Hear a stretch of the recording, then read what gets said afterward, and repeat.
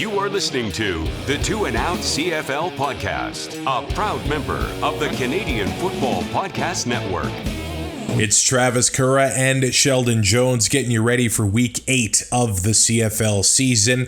Now, I didn't tell Sheldon this, and Sheldon, you don't need to be nervous or anything, but my heart and my head are in a different place today, and I understand this, that there are dozens and possibly hundreds of wildfires across Western Canada right now, but it does include a place that's very near and dear to me, and that is Jasper National Park. Now, I understand I live 4 hours away. I'm not a resident. I feel so horribly for the residents that got evacuated and all the visitors that had to leave, possibly a once-in-a-lifetime trip as well.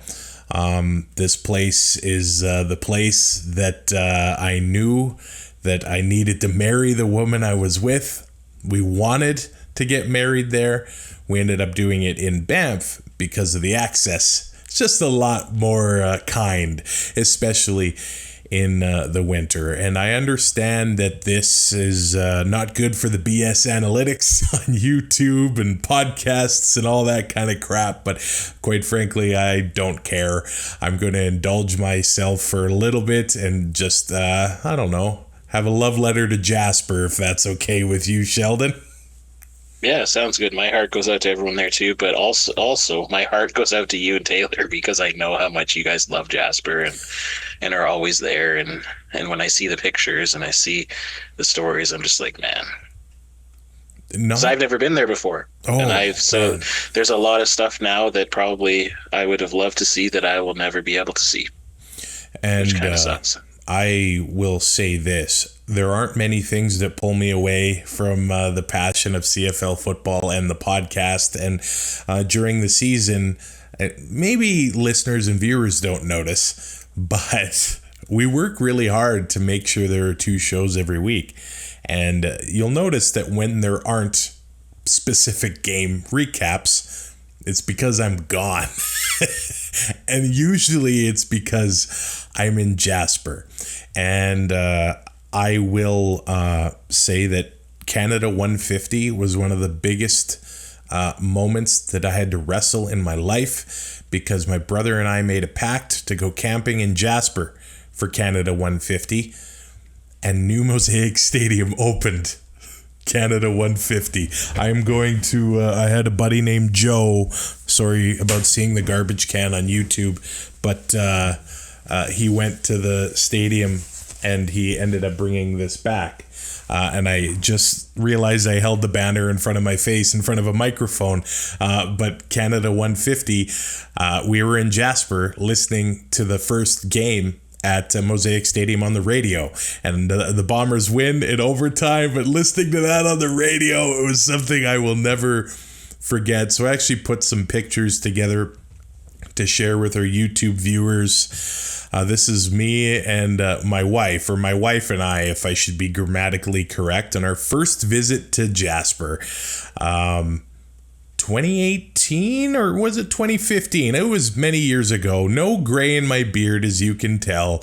Kids enjoying the mountains together. And then this is me at the Athabasca Glacier wearing my Gene Mikowski jersey. I know you can't see it, Sheldon, but I'm standing on a glacier holding onto a Canada flag in majestic Jasper National Park. And this is Taylor and I on top of Whistler's Mountain.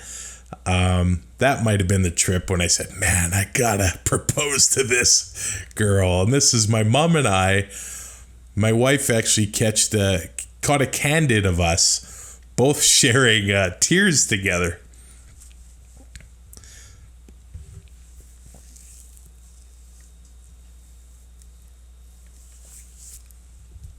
Got this, buddy.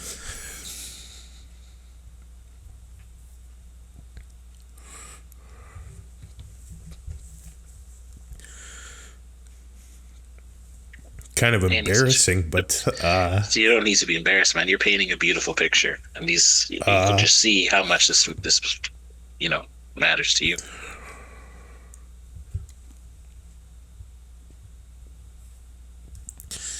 Valley of the Five Lakes, my wife and I there. That place is currently on fire right now.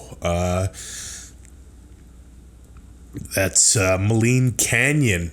I'm wearing a 2-and-out shirt and a Roughrider hat, so I try to love both at the same time. The top of Whistler's Mountain, the rider hat, the bunny hug, camera in hand, and there's the Icefields Parkway on fire right now. That's not on fire in the photo. Some of the locals, bull elk on the shores of the Athabasca River. And that's Athabasca Falls. Obviously, my head knows that the forest needs to be renewed, and it's good for nature to see that. But, wow, going through the memories myself, didn't think it would be difficult to do it on the show. But, yeah. Jasper National Park was evacuated, and brave men and women currently fighting to protect the park and the town. And first time ever crying on this show. 461 episodes in, dude. And obviously it means the world to me. I live 4 hours away. My thoughts are with the people that had to abandon everything on a moment's notice and leave their homes and their belongings and everything else. So hopefully Mother Nature cooperates with us. The rain cooperates and, helps out. Jasper. Wow. That felt good in a way. I think you knew that. Don't cut any of that out, man. I'm also glad that I actually hit record. Yeah. But for real, we can start again after, but don't cut any of that, man. That's emotion. That's real. Use it. I'm not cutting it. I look like I've been hanging out with Snoop Dogg for a little bit, but I look like that all the time, to be honest, and I'm not. But I have very slanty eyes, as you can tell. So, oh boy, the Montreal Alouettes open week 8, home to the Saskatchewan Roughriders, where the Riders are 3.5-point underdogs. The over/under set at 48.5. Now, what's with these lines? What is with these lines? I find them actually quite bizarre, especially this week. They were waiting until the news about Cody came out, and they're still dogs after Cody's on the 6th game. I almost feel like I need to double check that, and I'm going to do that right now. But the Riders are underdogs, 3.5 points here now. It's too bad that these teams 5-1 aren't going into the game full strength, because the Riders are going to be without their starting running back and AJ Ouellette. They're going to be without Kean Schaefer-Baker as well, who I believe has been added to the 6-game injured list. And like you said, Cody Fajardo on the 6-game injured list won't be playing here. So that's part of football. Both teams aren't exactly at full strength. But Sheldon been itching to see the Cody Saskatchewan matchup since he left town. Yeah, and now in 4 games they play again, so it seems like we're gonna miss this out. Cody's gonna miss playing his former team again, it looks like, which kind of sucks. Unless they can meet in the Grey Cup down the line, which that would be Disney, right? But it's a bummer, because I know he wants to play against the Riders. I know he has a chip on his shoulder from when he was here, and I know that there is a good majority of Rider fans who want to give him that ovation when he's supposed to come back in 4 weeks, because he does deserve it.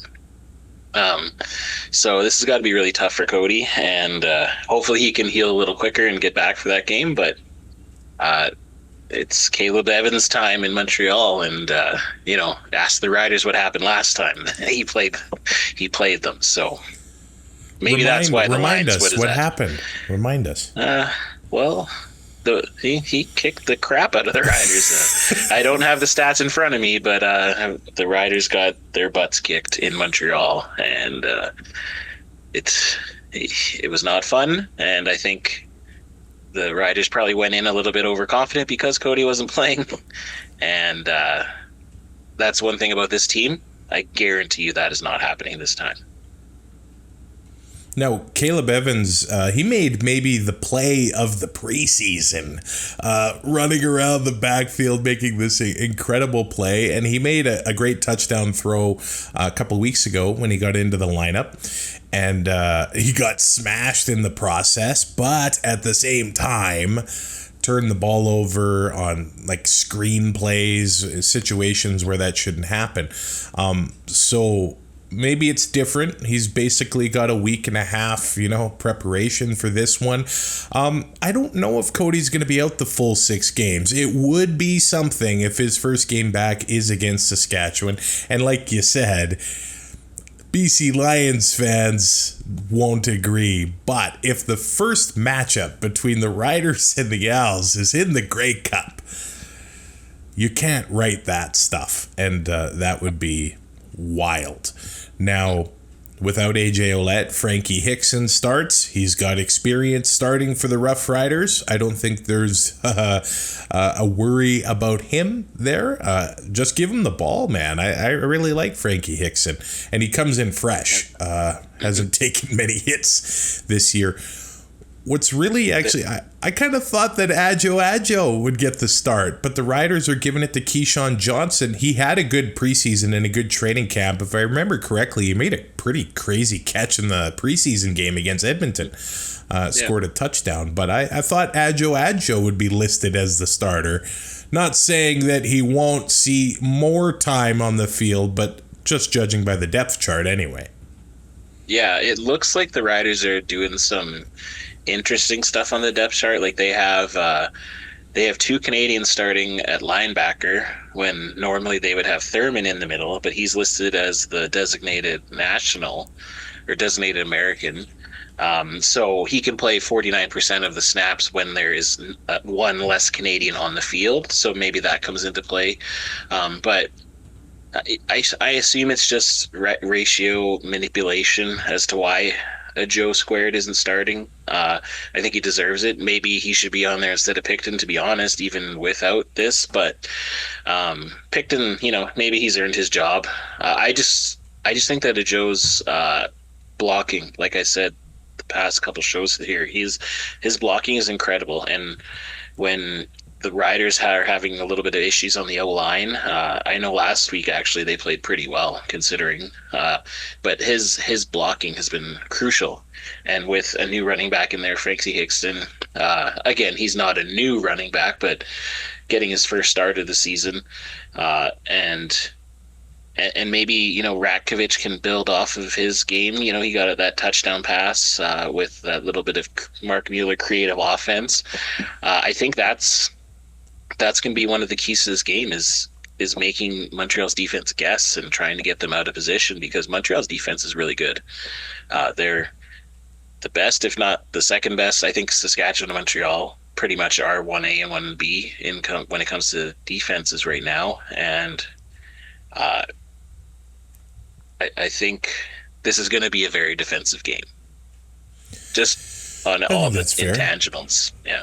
Now, Deontay Williams won't be starting at corner for the Riders. He got put on the 1 game, so Amari Henderson gets his first start of the season. I think he's made plays in the past, but I do expect maybe Jason Moss is going to test him, especially for that first start of the season. And Sam Emelis is an interesting one for the Riders. 17 targets in his past 2 games, getting more involved in the passing game with the Riders. Maybe the focus continues to be on him. And on the Montreal side of things, unfortunately, Keon Julian Grant also added to the 6-game injured list. I feel like he's been unable to really catch a break. Like he gets going and then falls into injury problems. Like he's actually his career high is 517 yards. He did that in 2022. Last year he had 512 yards in 9 games. So it's tough to see him get hurt and be on the sideline again. But the Alouettes are going to be welcoming back safety Marc-Antoine Dequoy, and he might be the quarterback and one of the, obviously, the leaders of that defense in Montreal. To see him come back is a big moment for the Owls, patrolling, those deep passes that maybe Shea Patterson and the Riders want to get rolling here. But I think what's working against the Riders is, playing Friday, traveling to Montreal on Thursday. I know it's not that short, but the Owls are coming off a break. And I think Jason Moss has proven to us he's a strong enough a coach to have his guys motivated and to have his guys prepared as the Riders come to town. So I think they'll have a solid game plan. But like you said, I'm not sure if it's going to be a high-flying affair. It might be a couple, just trying to protect the ball and get things going on the ground. But, hey, the Alouettes have given up 109 yards a game rushing, which is double what the Riders are doing. Although, that being said, we've seen Walter Fletcher have 100-yard receiving games as the running back. So he's valuable to that Alouette offense in multiple ways. Mm-hmm. Yeah, I think, the Riders defense, they have to be, it's kind of 3 things. They have to shut down Philpott, they have to shut down Fletcher, and they also have to contain Caleb Evans because he can be dangerous with his legs. That's true honestly, too. Yeah. Honestly, I think that's the game plan. You have a guy spy the quarterback, and you have to just you can't be susceptible to those screen passes to Fletcher. You can't be susceptible to the dribble kick that could come into play here, right? It would be pretty ironic for us, as much as we love it, for it to happen against our team, right? But I think that Jason Moss is going to have this is a great. It's a great offensive head coach versus a defensive head coach. I love those matchups. I love how they try to outgame each other, and sometimes it works, sometimes it doesn't. But this is a heavyweight tilt. Even though it's not the 2 quarterbacks that we were hoping at the beginning of the season, it's still the heavyweight tilts, West versus East right now. I know BC's there too, but it's 1 versus 1, and there can only be 1. I want to see somebody defend the dribble, though. Like we haven't seen it yet.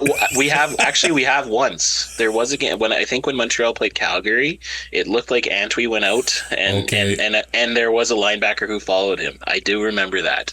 So I think I would say that you don't know if that was going to be the call, but it was second and long, and Antwi was out there and a linebacker did spy him. So I think teams are going to start to do that.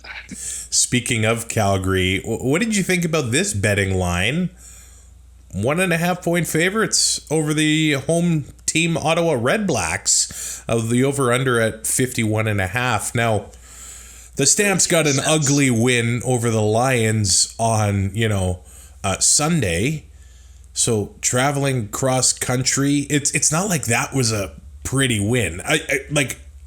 It wasn't a pretty win for Ottawa over Edmonton either.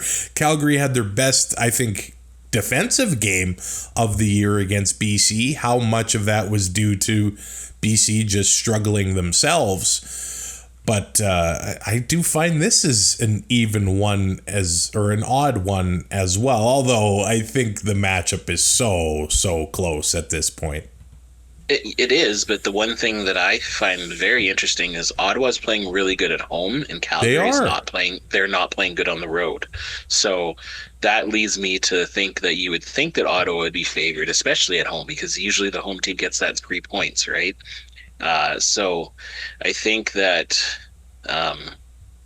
they're the odds makers or whatever are looking at at the game that Jake Mayer had, 3 touchdowns, no interceptions. He moved the ball. But we know that that's not the case every game with him. And defensively, they're getting Demerio Houston back. He's a game breaker, so that's important. But I don't know. Like last week's lines were a little bit weird. This week's are a little bit weird too. But that must be where the money's going. I can't pretend to know anything about betting, so I just echo things that I hear other people who kind of know what they're talking about say. So I would not bet on. I don't think I would bet on Calgary winning. I think CFL lines in general are usually pretty wacky. Maybe it's because Vegas is making them, and it's I don't know if that's what it is. I don't know. Summertime in Las Vegas. If they just don't know enough to really, I don't know. It's strange. You mentioned the home and away thing. Calgary is undefeated at home, winless on the road.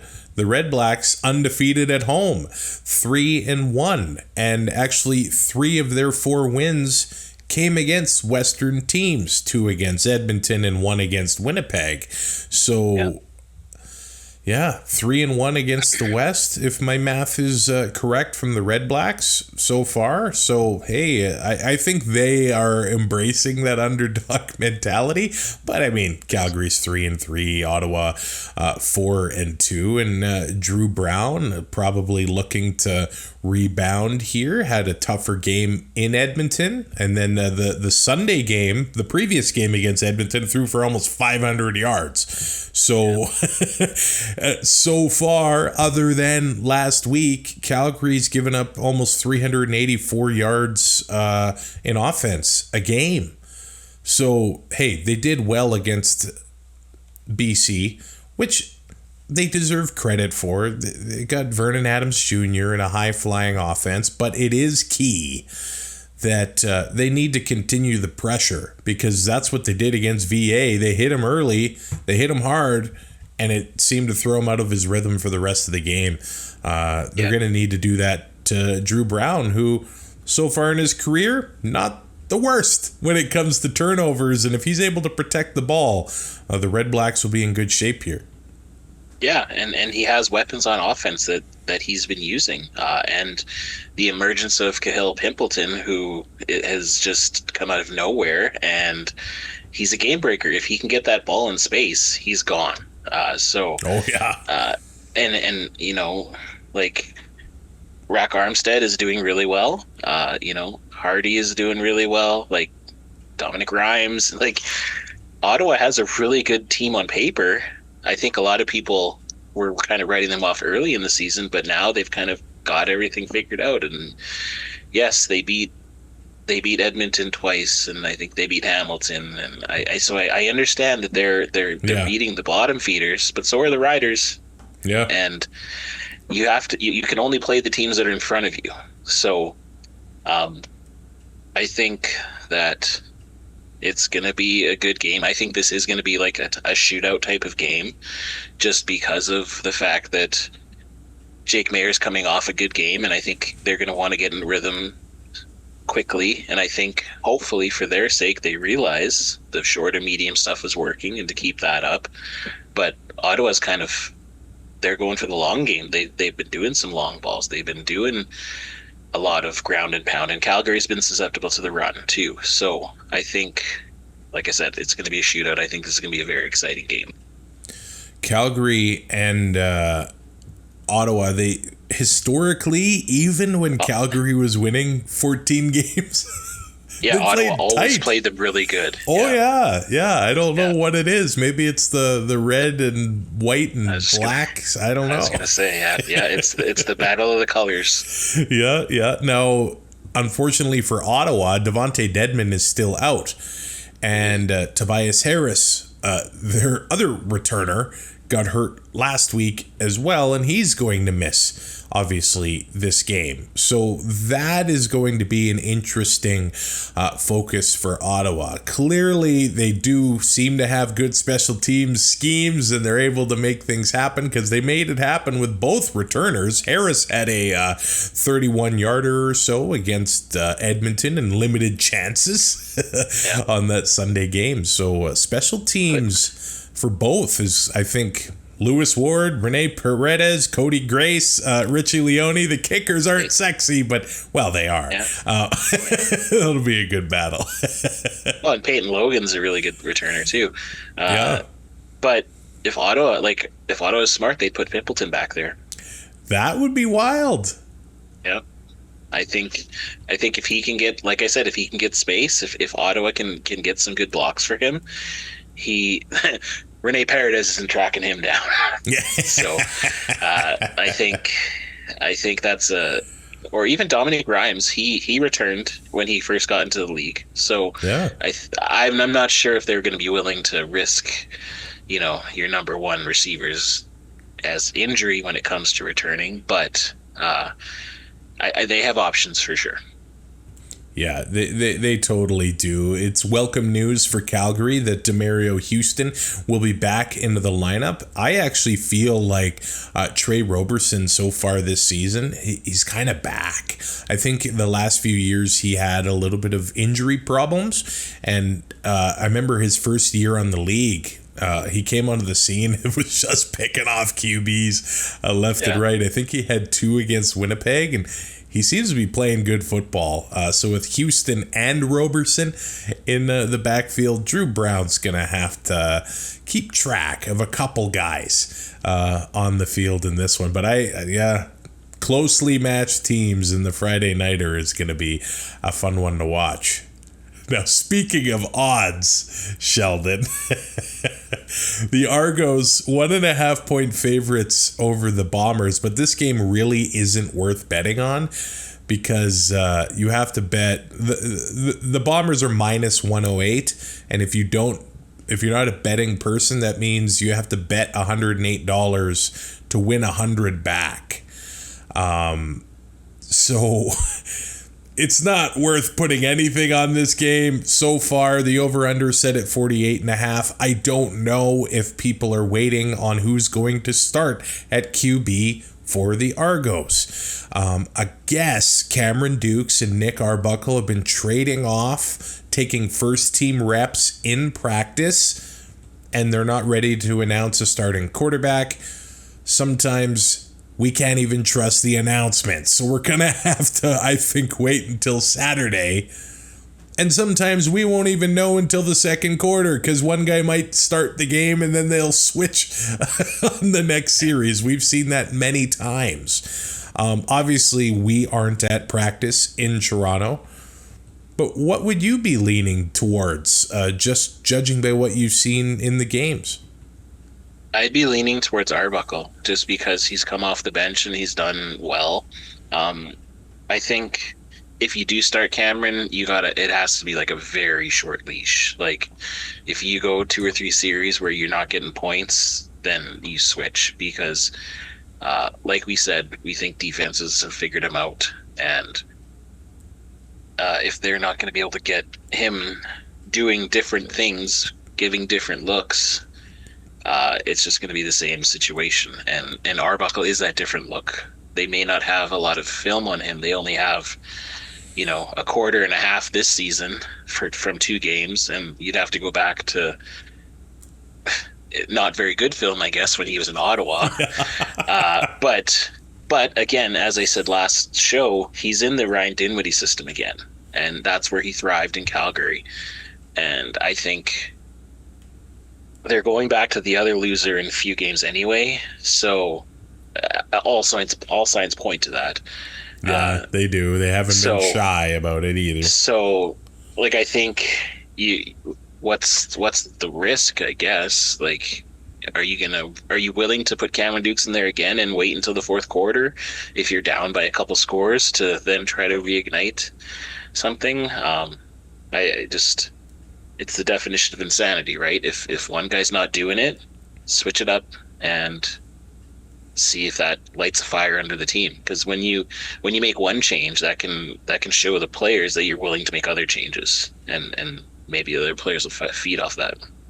Very interestingly, the Argos lead the league in rushing, 129.2 yards a game, but they're last in passing, 236 yards a game. By the way, the Bombers are third in rushing, 101 yards a game, only half a yard behind Calgary in that department, and they are second last in passing yards a game, only 7 yards less than Toronto. So similarly built teams that way, but I mean, the Argos, so far, it's about controlling the ball and controlling the clock. They haven't been able to make that big play without DB on the sidelines there. So, or with him on the sidelines, I should say.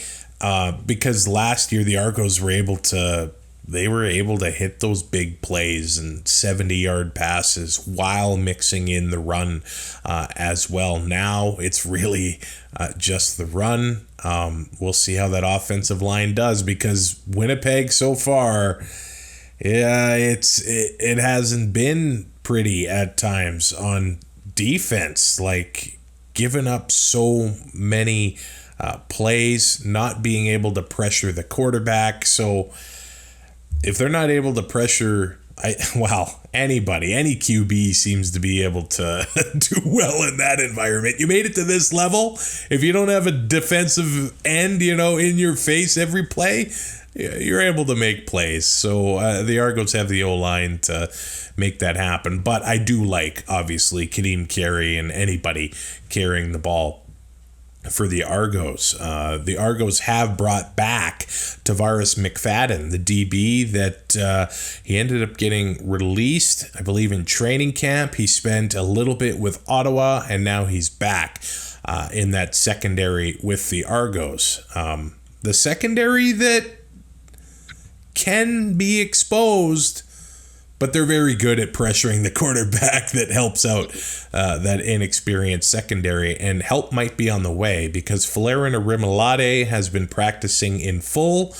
Jared Brinkman hasn't practiced, so it seems like one guy leaves, another one comes back, but if Flo's back on the field, that's big news for Toronto, obviously.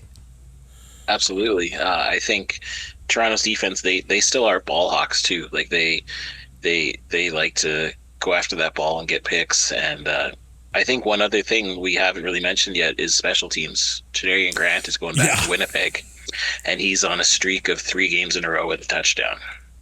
If he gets a touchdown this week, that is a CFL record. Whoa. So, and he's going to want to play pretty good against the team that didn't think he was worth it. That would be wild. That would be very wild. Imagine the opening kickoff. Ooh. And he takes it home.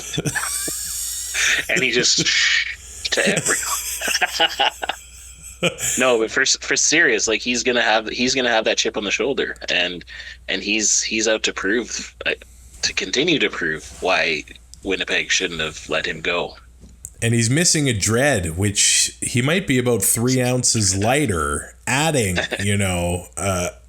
1,000th to his 40-yard time. So Winnipeg needs to be on their best game. As for the Bombers, some off-the-field stuff. They have announced their 2024 inductees to the Winnipeg Blue Bombers Hall of Fame. They will be honoring the 1984 Grey Cup team on the 40th anniversary of that game.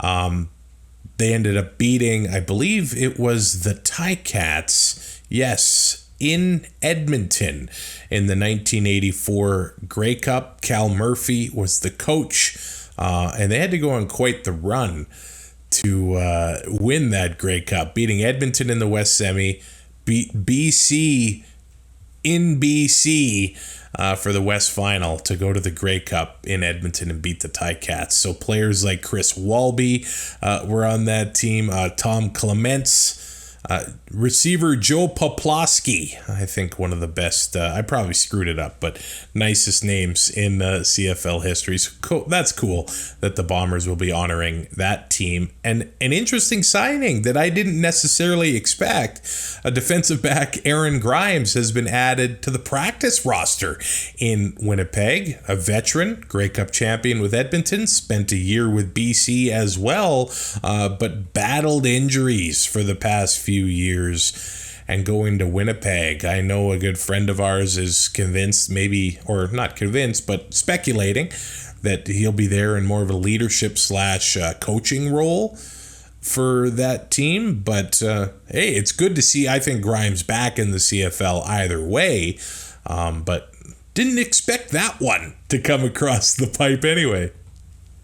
No, or Grimy as he likes to be called. I had to throw in a Simpsons reference. No, honestly, I thought, I don't want to be rude, but I thought he lost a step. I thought he wasn't the same guy. And so, yeah, it's very interesting, but maybe they do need that leadership person there, and maybe I guess they need a spark. They do need a spark because something's not right in Winnipeg. So maybe this is just showing that, hey, because Mike O'Shea has been very, he likes to keep his players, and he doesn't like to make a lot of changes. And so maybe he's starting to realize that at this stage of the game in this team, they need to start making some changes. So this is an interesting one. It's not one that I would have necessarily had on my bingo card, but I hope for them it works. It's not a move I would have made. Yeah, obviously he's on the PR, so hey, low risk. I mean, if he can still get out there and ball, that'll be a good move. For the Bombers. But hey, Brady Oliveira missed practice on Tuesday. He was back on the practice field on Wednesday, but who knows if that's just the patented O'Shea given the veteran day off. But I don't know if they can afford that right now, so I think he's probably dealing with some things there. They give him the ball a lot. The guy's in 20 car crashes every single game, and he's in for more of them against a Toronto front that includes Winton McManus, Jake Ceresna, and Flo Rimolade. The list goes on and on. But this is another tight game, and I think obviously both teams come in desperate for a victory. Who's going to want it more? Because so far, I think Winnipeg has been overmatched physically. And we haven't been able to say that for years. It feels like forever since we've been able to say that. And if there's one thing that the Argos are good at, it is winning those physical battles. Yep. It feels to me like Winnipeg has a tough mountain to climb when it comes to that on Saturday. Okay, the Elks, 3.5-point favorites, Sheldon, over the Hamilton Tiger Cats. How you feeling about that one? I mean, they get the 3 points for being at home, so I guess it's a coin flip, technically. I don't know, man. Well, Hopefully McLeod Bethel-Thompson's rested enough for this one. Predicting this Elks team has now just become silly. And the same goes for the Ticats, really. Look, there are some diehard black and gold fans. I understand that are going to pick them no matter what and expected a victory over the Argos last week. But hey, blocking a punt, nobody predicts that. So getting ahead that early and then recovering a fumble and taking it to the house goes a long way towards beating a team like Toronto. As for Edmonton, they've been susceptible to crazy stuff like that. And look, I think the end of the fourth quarter against the Argos is more of a true representation of the Ticats than the first part of that game.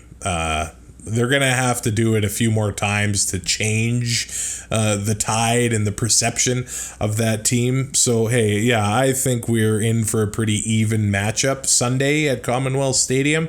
And it's the Indigenous celebration in Edmonton. So they've got that special logo on the field. And they actually, I think they're going to be wearing the helmets. I absolutely adore that logo that the Elks put out, and it is amazing. I do hope that they can get a win with it on, and a win for the Commonwealth Stadium faithful. The Ticat fans in Tim Hortons Field, they got their win last week. Maybe Edmonton's able to get it, but Bo Levi Mitchell, other than last week, because last week he didn't need to. Let's be fair. He threw for 300 yards or more in 4 of 5 games, and the other game was 295 yards. The Edmonton Elks allowing 309 passing yards a game. Bo, very familiar. Playing at Commonwealth Stadium, his days with Calgary, even won a Grey Cup there in an ugly, slippery game in 2018. So I think Bo brings a certain level of experience playing at that stadium, Sheldon. Yeah, I think he does, and I think this game is a recipe for like a shootout, like 45-47. I agree. Just with the way that their offenses are playing and are able to play, versus what the defenses can do. Or can't do, I guess is more accurate. But it's crazy. As far as, the Ticats go, last week they had great success pressuring Toronto's quarterbacks, and their defensive line had the best game of the year. They're giving away nearly 375 yards of offense a game. The Elks are giving away about 385 yards a game. That's 9th and 7th in the CFL. So I agree. There is some space, and the conditions are set for a good offensive battle in this one. Tim White of the Ticats has 30 targets over the past 3 games. So Bo is feeding him the ball. It feels like the Shamar Bridges story has cooled off a little bit. But as we've seen in the CFL, as things cool off, that seems like maybe an opportunity for the offense to get him going again. The Elks' rush defense, giving up 94 yards a game. I feel like maybe this could be a good opportunity for James Butler to get rolling for the Elks. And then the Ticats, and then on the flip side, I do see this as an opportunity for the Elks offense to have great success. Curly Gittins had a down week last week against Ottawa. McLeod Bethel Thompson had his weakest game of the year. But they're starting to get Gino more involved, and a guy like that is going to find space to have success in some of those weak zone defenses we've been seeing from Mark Washington's Hamilton Tiger Cats defense. It does feel like McLeod Bethel Thompson, especially the way that he was taken out and Trey Ford put in last week. Do you think they're going to do that again? I think that probably made both quarterbacks mad.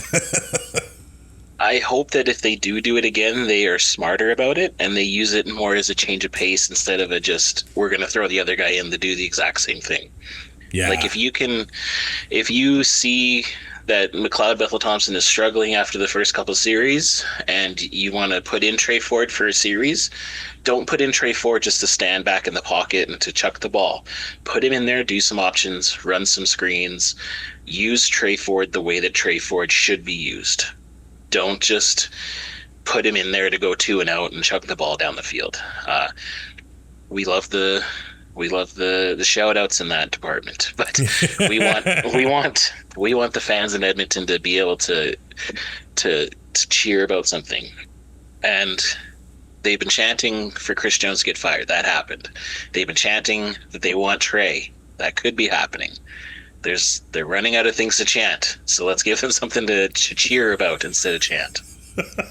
No, we've seen many teams do this where it'll be, second and short. The backup comes in, and I don't know why they don't do that with Trey. I know they have Dakota Prukop, who is very good on short yardage. He's very good with his legs. But Trey, bigger body. Yeah. Trey could run around the pile and gain 60 yards, or he could also have a completion. He could almost be the Mr. Perfect, throw a 40-yard pass down the sideline and catch it himself. I believe that. I do too.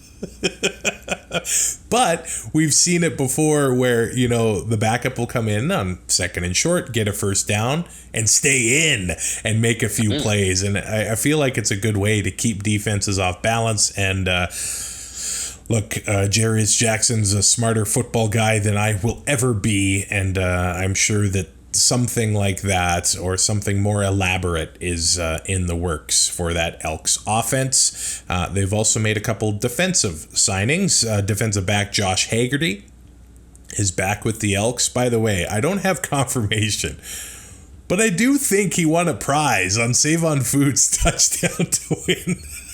I don't know how many Josh Haggertys there are in Saskatchewan, but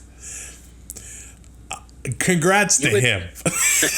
And I guess if he wasn't signed, then I would assume if you're signed, you probably are ineligible to be a winner. So, but if we see a Khalil Pimpleton on there, we know there's not two of them. Well, Save On is only in the West, Travis. Yeah, so he could have went for some protein powder on a visit to Edmonton. I don't know, That's but true. Well, he might not have his more rewards card. I don't know, but hey, it'd be stupid not to. Oh, it's free to sign up. Yes, and some prices are reliant on having the card. Like you gotta have it.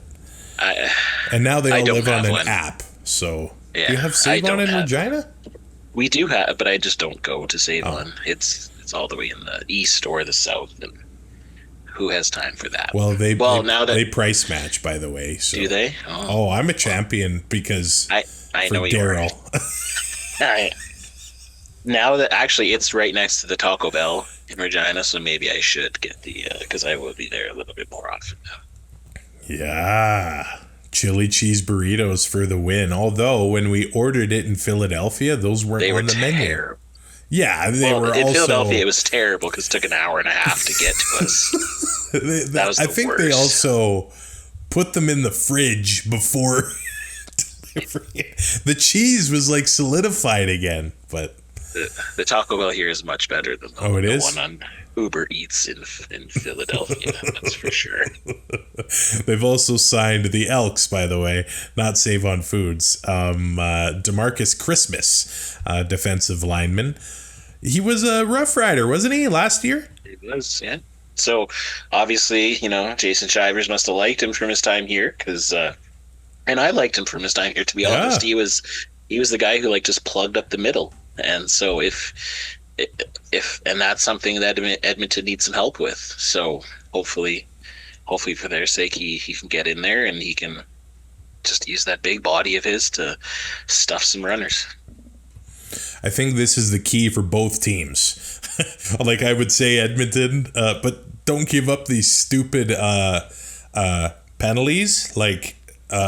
They're lapses in judgment. It's problems with discipline when you take these silly penalties, right? And then also those big plays. The Elks can look so great and then just fall apart on the next play.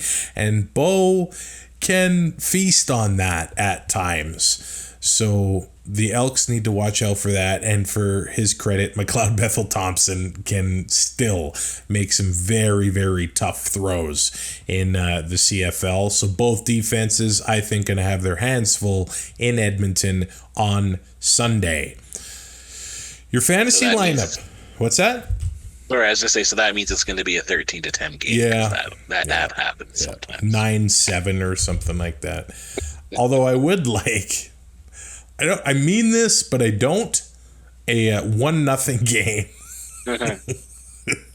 Just once. Just to say once. I was there, Yeah.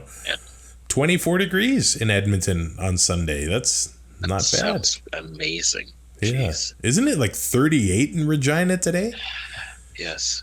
Yes, it is. Well, in Red Deer, there is currently a tornado watch. So, yeah. We had tornadoes out by Costco a few days ago, apparently. What? Yeah, there was a couple small little tornadoes. Oh my god! Or funnel clouds. I don't know if they actually hit the ground, but they were longer than those little ones that are just in the air. They had it. Yeah. Don't take away the $1.50 hot dogs, man.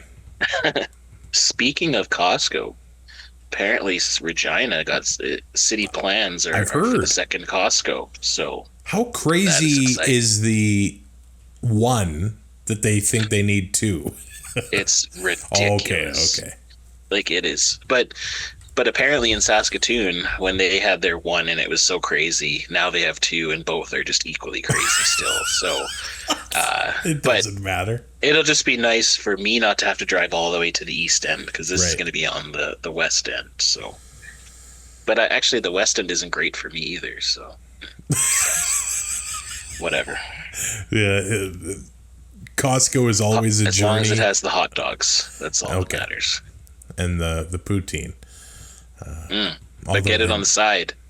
Get the cheese on the side because you get really. It's a better. Oh yeah, it's there. I've seen there's a Costco group, a Facebook group in Regina, and you order the fries and then you pay for a side of cheese curds and a side of gravy, and it's like $2 cheaper than a poutine. Oh, it's also cheaper. Mm-hmm. I think you do end up getting less gravy a little bit, but you get a giant bag of cheese curds. Like, build your own poutine at Costco with Sheldon Jones. Wow. Yeah. I'm planning on being there for the Ottawa game at the end of September. I was thinking Western Pizza, but now I'm thinking Costco. Why not both? Now we're talking. My fantasy lineup has the Argos defense against the Bombers, only because I am not confident in any defense making plays, and they're only 8,000. McLeod Bethel Thompson is my quarterback and my captain. I actually saved it this time.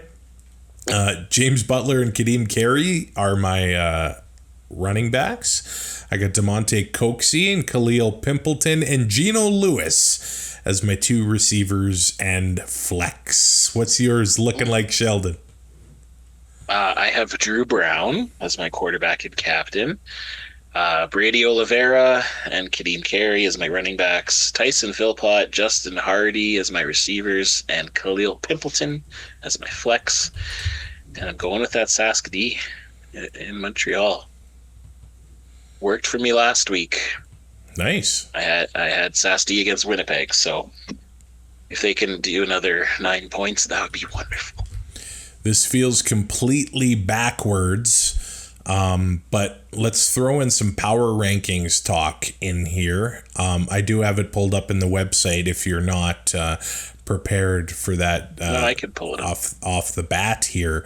But you did mention the Rider defense. The Riders now number 1 in Sheldon's power rankings. A lot of movement last week. I don't know. Polarizing power rankings. So I think the area of most discussion is probably 4, 5, 6, but I'll let you take it from here with the power rankings. Yeah, so Saskatchewan moved up to 1. I just think, BC dropped an egg in Calgary, even though Calgary kind of tried to give it back to them. And Saskatchewan just looked dominant against Winnipeg, which is a team that usually gives them a run for their money. At least the defense looked dominant, I guess. And then Montreal stayed at number 2 just because they were on bye week, but depending what happens this week, they might go up or down. I have Ottawa at number 4 just because they're riding a 2-game win streak. I know it's against Edmonton, but it's back-to-back. You beat a team back-to-back. That's tough to do. Doesn't matter who you're playing. And then I have Calgary at number 5. A lot of people thought that Calgary should be above Ottawa, which I know Calgary beat BC, but before that they lost the last 2 games. And they tried to give this game away to BC a few times. So it wasn't a decisive victory. Jake Maier played really good, but these 2 teams play each other now, so we're going to find out which is the better team anyway. And then I moved Hamilton up quite a bit. They were 9th, and I moved them to 6th just because they beat the Argos, and the Argos they moved down a little bit more just because they've dropped a couple in a row now, and Cameron Dukes has been figured out, and I think that they just need to show me that they can get a win again, which I actually think might happen this week. So I have Toronto at 7. Winnipeg goes down from 5 to 8. Just, they are who we think they are, I think. They just proved it again. And then the Elks back into the basement. Unfortunately for them, but they're playing in the toilet bowl this week, so we'll see who gets flushed, and we'll see who is the floater.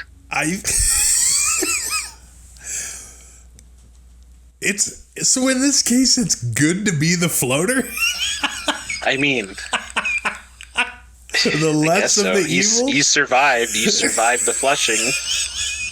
So... You were that big of a show that you survived the flushing, I guess. I don't know. But let's just put it this way. These teams are turds, and they're playing. We're going to see which turd is the one that stays on top. There's going to be a lot of movement again, I think. Toronto and Winnipeg are back-to-back. They play Calgary, Ottawa back-to-back. They play Hamilton, Edmonton. I mean, whatever happens there could force some movement. And the 1 and 2 teams are playing each other, Montreal, Saskatchewan. So there could be a lot of movement or not in the power rankings this week. Let's go through our picks and wrap this thing up. Thursday night, Alouettes, 3.5-point favorites over the Saskatchewan Roughriders. Who do you got, Sheldon? The Riders. I've been thinking about this game, and I'm going to go Saskatchewan here. Although, historically, Sask on the road in Montreal does not inspire confidence at all. No, but it's the Corey Mace effect.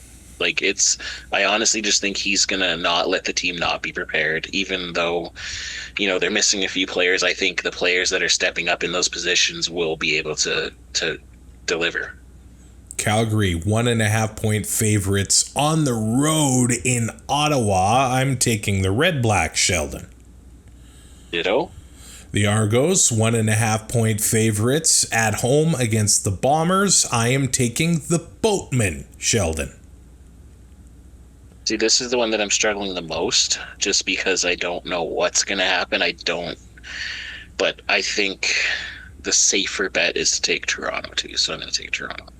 Elks, 3.5-point favorites at home against the Ticats. I might regret this. I am taking Edmonton. I want to take Edmonton, but I'm taking Hamilton. All right. Sheldon Jones, thank you for being here. Thank you for listening and watching. I hope you are safe. You can like, subscribe, and comment, whatever, review the show wherever you want. Support the show on Patreon as well. Be safe. We will talk to you next week to recap Week 8 in the CFL.